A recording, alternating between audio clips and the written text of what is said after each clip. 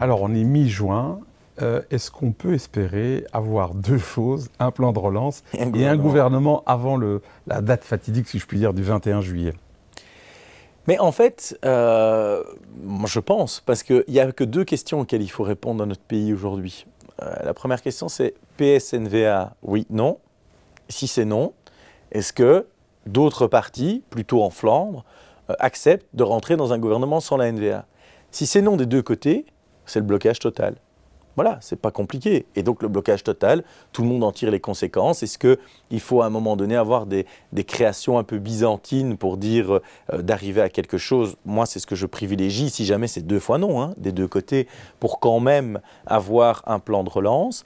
Mais si c'est oui sur une des deux questions, eh bien alors on peut démarrer demain matin. Parce que les tours de piste, les informations, le reniflage, maintenant, je lis, allez, ça commence à bien faire, on se connaît tous.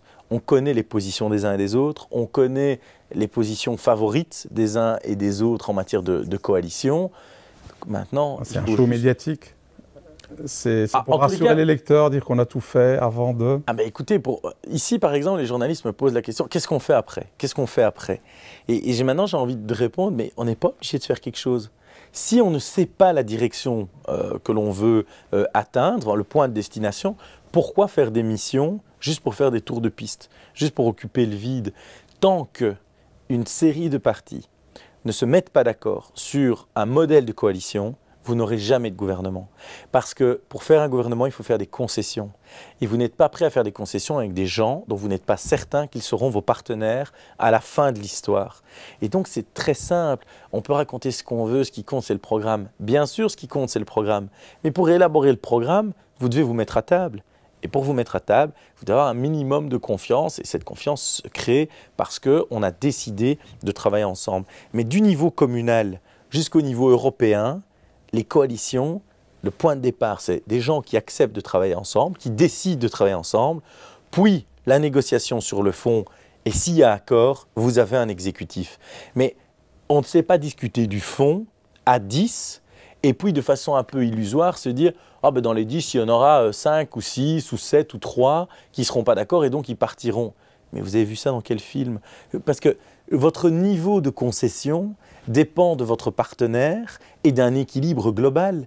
Il est évident que si PS et NVA s'associent entre eux, le niveau de concession de l'un ou de l'autre, voire des deux, devra peut-être être plus élevé que si le PS pouvait former un gouvernement qu'avec Écolo, par exemple.